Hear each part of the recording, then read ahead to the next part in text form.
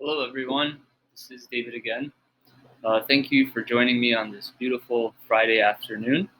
I am in St. Petersburg, Tampa, Florida, and I wanted to thank the 100 plus people who signed up, especially the directors at CHESS2020 in Europe.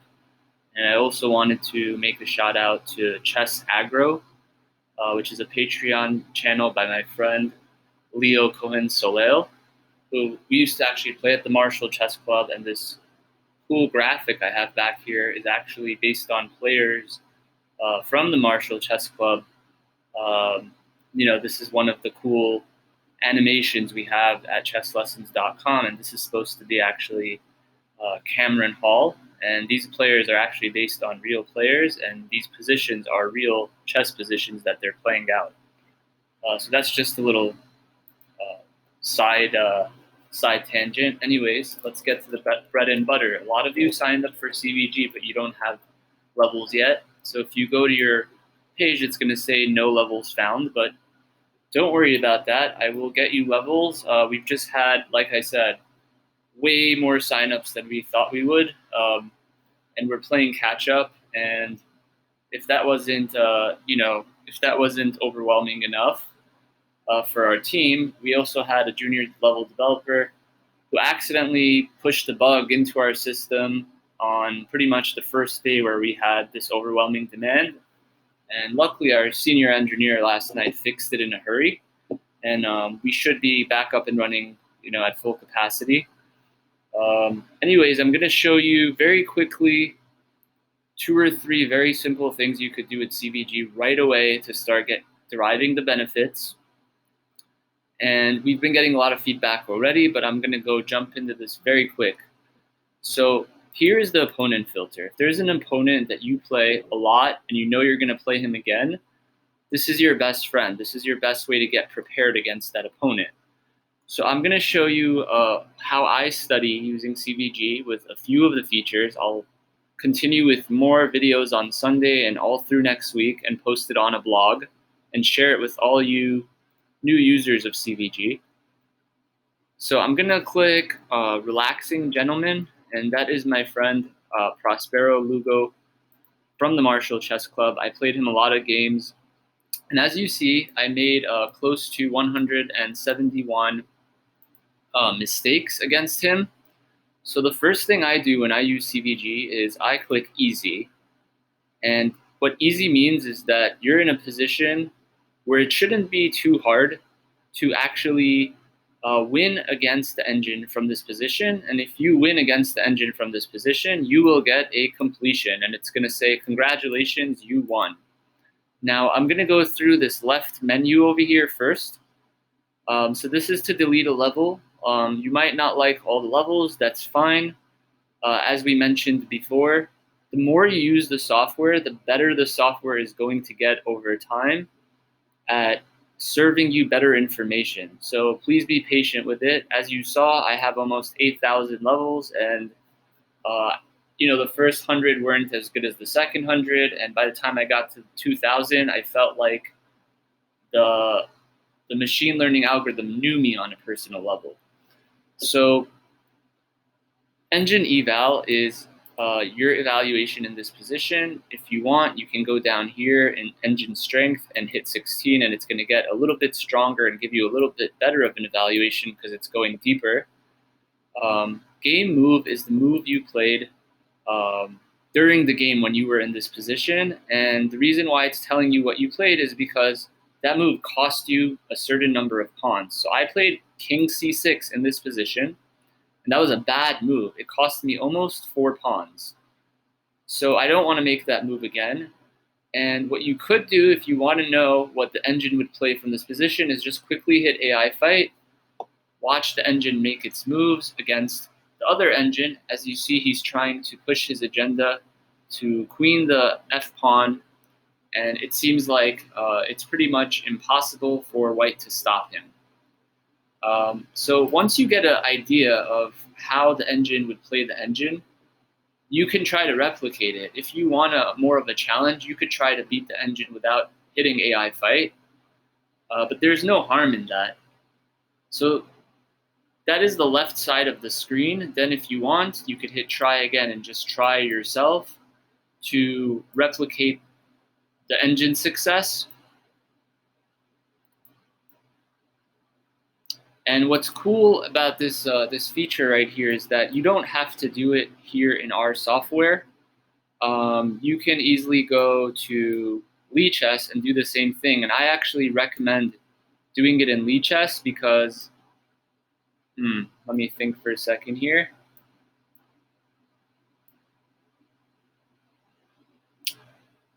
Okay, so I went from a winning position to, I believe now it's a drawn position. Yeah, it looks, I believe now I'm in a drawn position, but I'm not going to play this out. I'm just here to show you the features. But if you try to win and you don't, you could always try again. So what I was saying before is that I highly recommend you try a few times to spar from both sides of the mistake that you made in the Chess platform itself, and then come back here. Because what happens is that as the engine is watching you play in Chess, any mistakes you make again from the position where you made a mistake will be picked up and inserted into your levels. Now this button here, previous to next, very important. This goes to the next position where you made a mistake. So here I played king b6, and that cost me 1 pawn. So that was a mistake. Let's see what else there is. So here I played rook takes d3.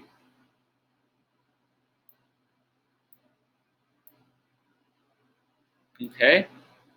And once again, that was a mistake. It might not be losing, but it was still a mistake. As you could see, I was +7, and after rook d3, I was only +5. And if you would like to see a more optimal move than rook takes d3, you can hit AI fight and see what move the engine thinks is better than rook takes d3. And we see there's this wonderful pin where the rook becomes exposed afterwards and has no time to get out. And then we have this beautiful pawn here that's going to promote. So it's going to show you a better, more optimal move than the move that you made. And now I'm going to go into a few more buttons. So the medium button is going to show you a little bit more of a difficult level to beat. The hard, pretty self-explanatory. It's very difficult to beat hard. And GM mode basically means you have to be about GM strength to win those levels. I did get a couple of completions at GM mode, but it took me many, many hours of trying. One thing you can do in a position if you're confused, so in this position, I played queen takes g6. I was +2 against Prospero Lugo, relaxing gentleman, and the computer says that that is -2 pawns, giving up my entire advantage. Better was g3. So one thing you could do is go to Chess. Before I go to Chess, one thing you could do is if you'd like to see the whole game that was extracted, hit extracted game, and it's going to take you directly into the game where the mistake was drawn. And if you'd like to analyze this position, just hit Chess, and you can come here and analyze it right away. So what the AI picked up was that this is a bad move. As you see, we're +2.7, and after this move, we're pretty much even. So the AI picked up on that. So you could use that to analyze. And you might be wondering, what is multi-game analysis? So I will show you that in a second, but before I do, let's say you know that you're very good in chess openings and middle games, but you struggle in endgames. You can study only your endgames versus a specific opponent. I have 89 endgame mistakes. Let's say you're struggling with your middle game. You can study only your middle game. Let's say you just want to see your middle game levels that are slightly difficult where you made a mistake. You can click both buttons together.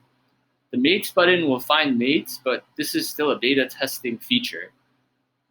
Finally, the last thing I'd like to show you is this multi-game analysis. Let's say I wanted to see the top engines in the world and the top GMs in the world about what they would do based on a database of 2 billion data points from all of my endgames versus Prospero Lugo, where I was black in the endgame and the endgame was hard.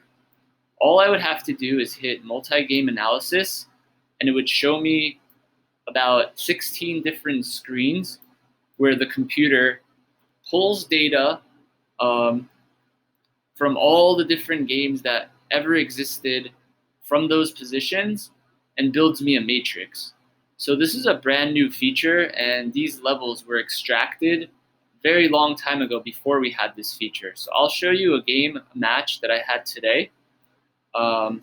Earlier today, I played a very strong GM. Let's go pull his username, and I'll pull it up, and I'll show you how that feature works. So I played GM, pig on the wing, very strong from Argentina. He's about, I want to say 2,600, so I have a lot of levels from those games, a lot to learn. And by coming here and just hitting P, went to all the P opponents. So now that we have this new feature and I extracted the levels today, you could see this is where I was black, and I made a mistake. I made 7 mistakes as black. I don't have any other filters on.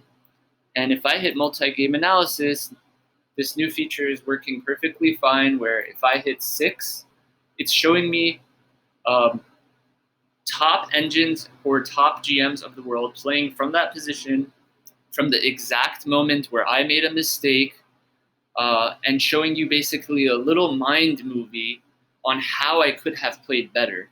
If I want to analyze each individual one, I could just go back and click through them and see what move I made and what that move cost me.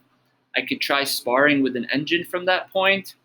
Or if I just want to take a little bit more of a passive approach to learning, like I know I played Queen C7 here, but if we go to the multi-game analysis, you will see that I think he played Knight D7. So I analyzed that a little bit earlier today. Let's go find that position and take a look. So let's go to 4. This way it's a little bit more clear. There's not as much information to process. And I will click next. And here's that position. So I played Queen C6. Based on the 2 billion data points that our AI found, it was better that I play Queen to B6.